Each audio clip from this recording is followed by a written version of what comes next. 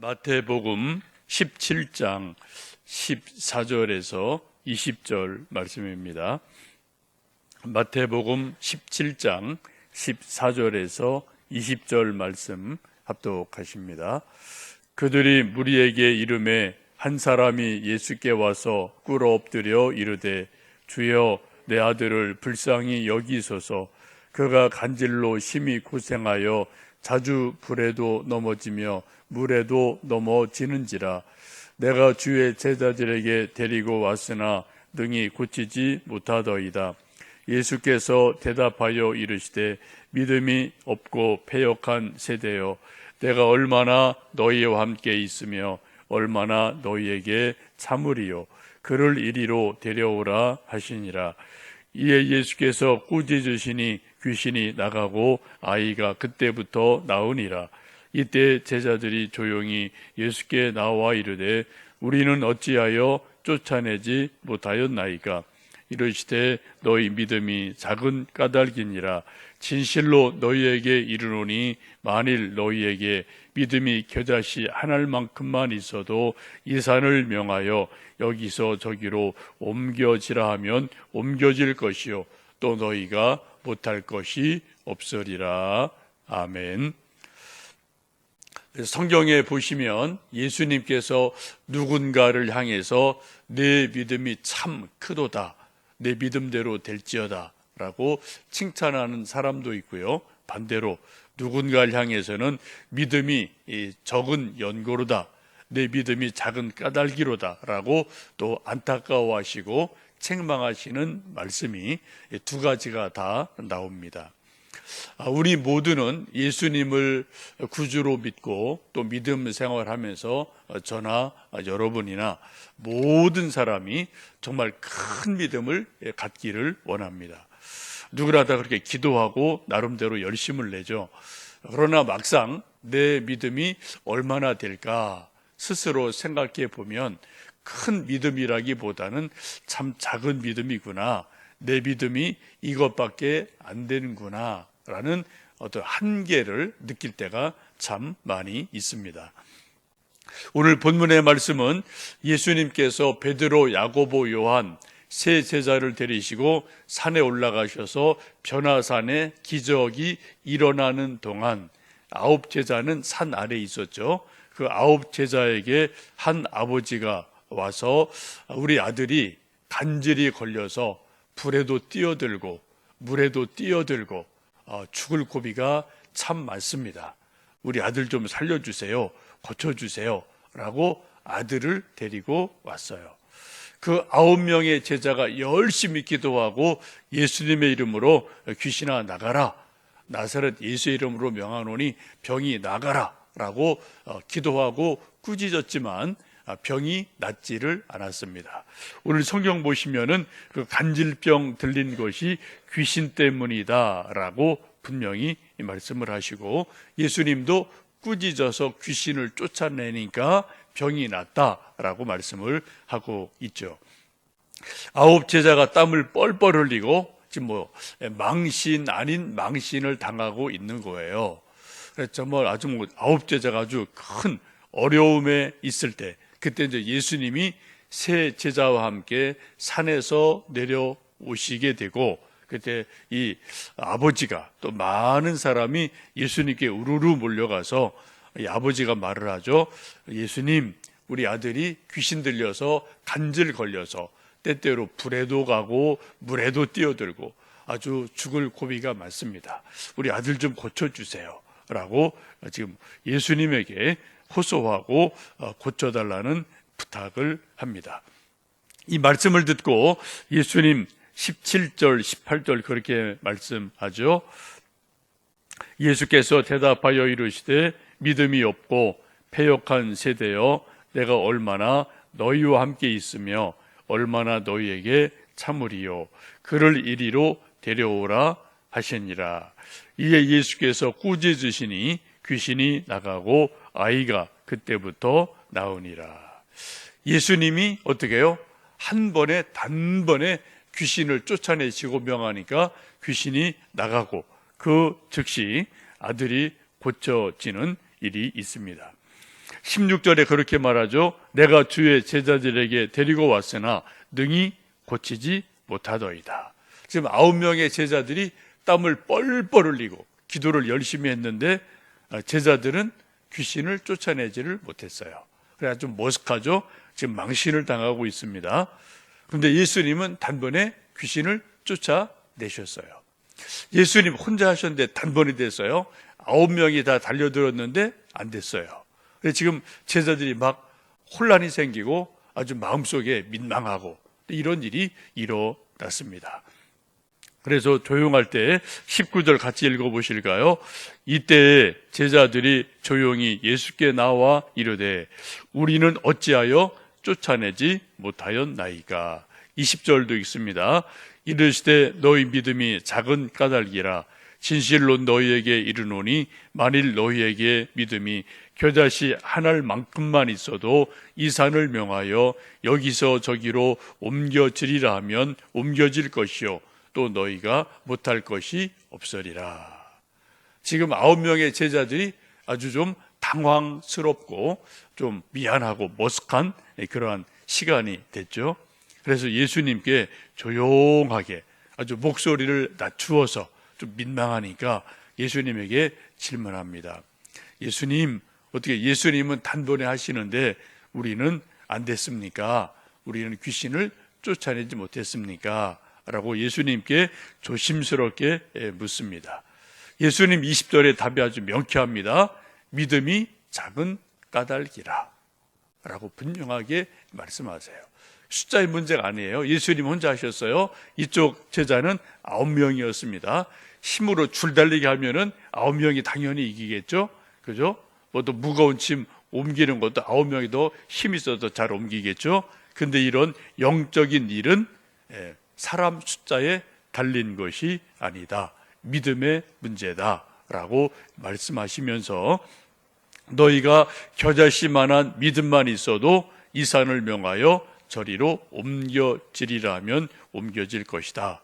라고 말씀하시면서 믿음이 적은 까닭이다. 라고 제자들의 믿음 적은 것을 지금 안타까워하시고 책망하시는 것을 볼 수가 있습니다.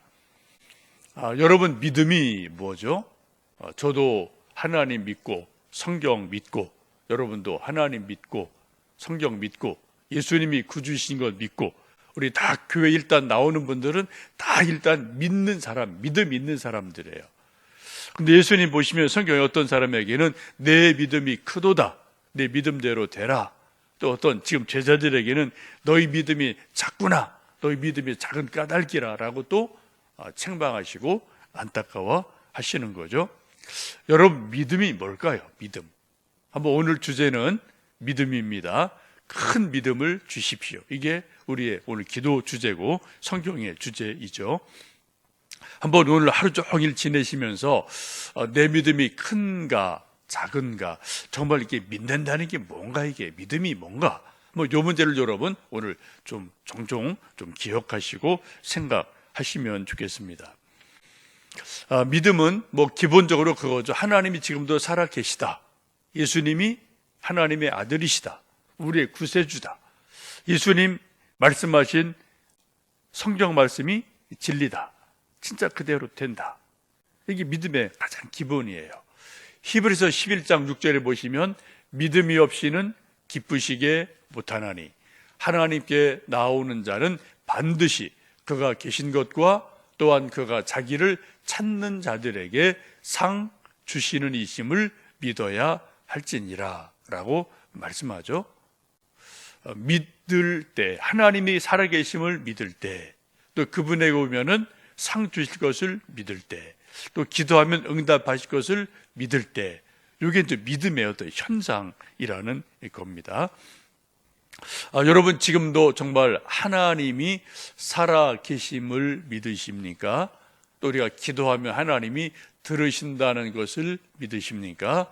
또 우리가 하나님의 사랑받는 아들, 딸이고 하나님의 친백성인 것을 정말 믿으십니까? 한번 우리의 믿음을 다시 한번 좀 확인해 보시고 한번 흔들어 봐야 돼요. 자기가 자기 자신을 흔들어 봐야 돼요. 성경에도 그런 말씀이 있죠. 너희가 믿음에 서 있는가 스스로 시험해 보라. 그런 말씀이 성경에도 있어요. 가끔은 내 스스로가 내가 정말 믿음에 서 있나? 스스로 자문자답해보고 스스로 흔들어보고 생각해보고 이런 일들이 필요하죠.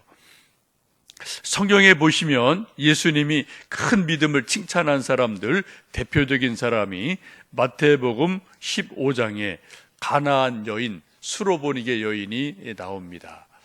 딸이 귀신 들렸어요. 예수님께 쫓아와서 예수님, 내 딸 귀신 들렸습니다. 고쳐주세요. 그랬더니 예수님 하시는 말씀이 나는 이스라엘 사람들에게만 보냄받았다 라고 말하면서 자녀의 떡을 취해서 개들에게 주는 것이 마땅치 않다라고 이방 여인을 개취급을 하는 말씀을 하셨어요. 아주 민망한 말씀이죠. 그때 이 여인이 화를 내고 돌아가지 않고 아주 믿음과 지혜로 한 말이 뭡니까? 주님, 옳습니다. 개들도 주인의 상에서 떨어지는 떡 부스러기를 바라보고 그 떡 부스러기를 먹습니다 라고 자기를 개처럼 여기고 아주 낮추고 예수님에게 기도하고 달라붙을 때 예수님이 내 믿음이 크도다 라고 말씀하실 때 그 즉시로 딸이 나았다라고 말씀을 합니다. 마태복음 8장에 백부장의 종이 중풍이 걸렸어요. 백부장이, 이건 이방인이죠. 백부장이 예수님께 와서 좀 우리 종 좀 고쳐주세요. 지금 중풍 걸렸습니다. 그랬더니 예수님이 그래 가자 해서 백부장 집을 막 가려고 하시는 때 백부장이 하는 말이 뭡니까? 주님, 제 집에 굳이 오실 필요 없습니다. 저도 백부장 군인 장교이기 때문에 부하한테 저리를 가라, 이리 와라 말만 하면은 부하들이 탁탁탁 움직입니다. 왔다 갔다 합니다. 예수님 그런 권능 있는 것을 제가 믿습니다. 예수님 말씀만 하십시오. 그럼 제가 나을 줄로 믿습니다. 이 고백을 듣고 예수님이 감동을 하셔요. 그리고 하신 말씀이 뭐예요? 이스라엘 가운데 이런 믿음의 사람을 내가 만나본 적이 없다. 이스라엘 모든 백성보다도 이 백부장의 믿음이 더 크다라고 감동을 하시고 그 즉시로 말씀하시니까 중풍병이 그 즉시로 낫는 일이 있습니다. 근데 오늘 읽으신 말씀 보시면 이제 제자들이 지금 귀신을 쫓아내지 못해서 쩔쩔매고 있을 때 예수님이 말씀하죠. 어떻게 왜 우리는 안 됩니까? 그랬더니 예수님이 너희 믿음이 작은 까닭이다. 또 베드로가 파도 위를 물 위를 걷다가 파도 보고 물에 빠져들 때 주님 나를 건져주세요. 그랬더니 내 믿음이 적구나 라고 또 예수님 말씀하시는 것을 보게 됩니다. 여러분 제자들이 왜 안 됐다고요? 예수님 분명히 말씀하세요. 다른 이유가 없어요. 너희 믿음이 적은 까닭이다 라고 말씀합니다. 이 본문을 다른 성경 복음서에서는 너희가 기도하지 않았기 때문이다 라고 이제 말씀하시는 것도 있습니다. 저나 여러분이나 우리 예수님 믿는 모든 사람들의 평생의 기도 제목, 고민, 숙제가 바로 이 문제죠. 주님, 저에게 큰 믿음을 주세요. 좀 살아있는 믿음을 주세요. 큰 믿음을 주세요.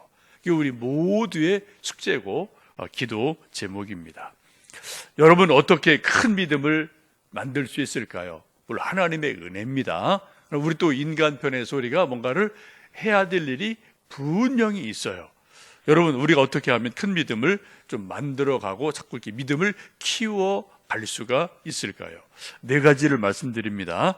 하나는 간절하게 하나님 내게 큰 믿음을 주세요. 기도하셔야 돼요. 오늘 불렀던 찬송 542장의 후렴이 그런 내용이죠. 예수 예수 믿는 것은 받은 증거 많도다. 예수 예수 귀한 예수 믿음 더욱 주소서. 어떻게 해요? 예수님 믿음 더욱 주세요. 더 큰 믿음 주세요. 자꾸 찬송 부르고 간절하게 예수님 내게 좀 더 큰 믿음 주세요 라고 큰 믿음을 여러분 기도하셔야 돼요. 갈망하셔야 됩니다. 이게 첫 번째예요. 두 번째는 고린도전서 12장에 보시면 성령의 은사가 나오죠. 9가지가 나옵니다. 지혜의 말씀, 지식의 말씀, 세 번째가 뭔가요? 믿음이 나와요. 믿음. 성령님이 은사로 주시는 믿음이 있어요. 그래서 우리가 성령님께 성령님 내게 은사로서 주시는 그러한 성령의 은사로 큰 믿음을 내게 주십시오. 우리 성령 충만함을 위해서 성령의 은사 주시기를 우리가 간절히 성령님을 의지하고 기도하셔야 됩니다.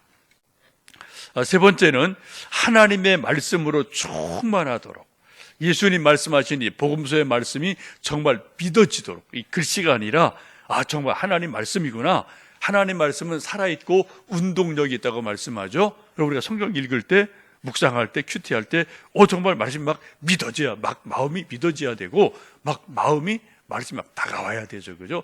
글씨구나, 이게 뭐야, 이런 게 아니라 정말 믿음이, 말씀 읽을 때 확 믿음이 생기고 막 감동이 되는 일이 일어나면 참 좋겠죠. 우리가 성경 읽을 때 정말 기도하며 믿음으로 간절히 사모하며 읽으셔야 돼요. 그리고 이 말씀을 자꾸 묵상하고 외우고 묵상하고 또 말씀대로 살아보려고 애를 쓰고 하는 그런 순종, 이러한 일이 있어야 됩니다. 이게 말씀 충만해야 돼요. 네 번째는 우리 성경에 나와 있는 믿음의 큰 선배나 어떤 위인들이 많이 나오죠. 그런 말씀이나 우리 기독교 역사에 있어서 훌륭한 큰 믿음의 선배들, 우리가 또 우리 주변에 보면 저분은 참 믿음이 큰 분이야, 이런 분들 여러분에게도 가끔 이렇게 보이는 분들이 있을 거예요. 그런 분들을 잘 만나셔야 됩니다. 만날 수 있는 분이 있으면 그런 분들이랑 영적 교제를 하시고 가끔 또 질문도 하고 또 한 수 배워야 돼요. 겸손해야 됩니다. 아니면 좋은 서적, 책을 읽어서 믿음 큰 사람들이 쓴 그런 고전도 있고 현대책도 있고 책들이 많이 있거든요. 그런 책들을 정말 꼼꼼히 읽으면서 이분은 이렇게 해서 믿음이 이렇게 컸구나, 이러면서 우리가 책을 읽고 사람을 만나고 고전을 읽으면서 도전받고 나도 이렇게 되고 싶다, 갈망하고 기도하고 거기서 뭔가 한 수를 배우는 것이 필요합니다. 저도 요즘 책을 몇 권 이리저리 좀 교차로 읽고 있는데, 요즘 읽고 있는 책이 달라스 윌라드의 하나님의 음성이라는 책을 좀 읽고 있고, 메모를 많이 해요. 막 읽다가 생각하고 좀 줄치고 또 막 생각나는 것을 막 메모하고, 어제도 읽다가 그냥 빨간 펜으로 이만큼 또 막 그림 그리고 메모하고 막 그래. 그러면 제 마음이 되게 좋아요. 나보다 이분이 몇 수 위구나. 참 훌륭한 분이구나. 또 제가 이제 거기다 또 제 생각을 또 조금 더 보태고 또 다시 또 질문해보고 이런 것 하면은 뭔가 막 좀 제 믿음이 정리되고 커지는 일들이 있죠. 또 팀 켈러의 인생 질문이라는 책도 좋은 책이고요. 블룸하르트의 투쟁과 소망이라는 책도 제가 잠깐 소개했는데 아주 좋은 책이에요. 그래, 작년 12월부터 요 근래 지금 막 요 새 책을 좀 읽었다 이렇게 왔다 갔다 읽고 좀 꼼꼼하게 좀 이 책을 읽으면서 믿음의 큰 선배들의 믿음이 도대체 어떻게 생겼나, 또 하나님이 어떤 은혜를 주셨나, 이런 것들 지금 좀 책을 읽으면서 또 생각을 하고 있습니다. 여러분도 이전에 읽었던 좋은 신앙 서적이 있으실 거예요. 좋은 책은 한 번 읽는 것으로 만족하지 않습니다. 2번, 3번, 혹은 5번 읽으셔도 좋아요. 그런 책들이 가끔 있어요. 어떤 책을 한번 이렇게 휘리릭 한번 읽으면 끝나는 책이 있고, 어떤 책은 2번, 3번, 5번, 10번 읽을 수도 있습니다. 제가 놀라는 것은 곽선희 목사님 세미나 1년에 한두 번 가끔 가보면은 그분이 미국에서 유학할 때 어떤 목사님의 책을 20번을 읽었대요. 그분 머리 엄청 좋은 분이거든요. 정말 IQ 엄청 좋은 분이에요. 근데 똑같은 책이 막 너덜너덜할 때까지 20번을 읽었대요. 그래서 정말 좀 대단하다. 이 보통분은 아니구나. 이제 그런 것을 생각하면서 믿음이 큰 분들이 뭔가 특징이 있긴 있더라고요. 여러분이 읽으셨던 책 중에 좋은 책 있으시면 다시 끄집어내셔서 다시 읽으시고 두 번, 세 번 읽으시고 또 읽어보세요. 그 속에 뭔가 있습니다. 우리도 성경을 더 많이 읽어야 되겠죠, 물론. 여러분, 이 아침 우리가 기도할 때 주님, 내게 큰 믿음을 주십시오. 올 한 해 수많은 일들이 개인적으로, 가정적으로, 교회, 나라 수많은 일들이 있겠죠. 이때 큰 믿음으로 이 험난한 세상을 이겨나갈 수 있도록 주님, 내게, 우리 자녀에게, 우리 교회에 큰 믿음을 주십시오. 기도하며 큰 믿음으로 승리하시는 올 한 해 또 하루하루 되시기를 주님의 이름으로 축복합니다. 함께 기도하겠습니다.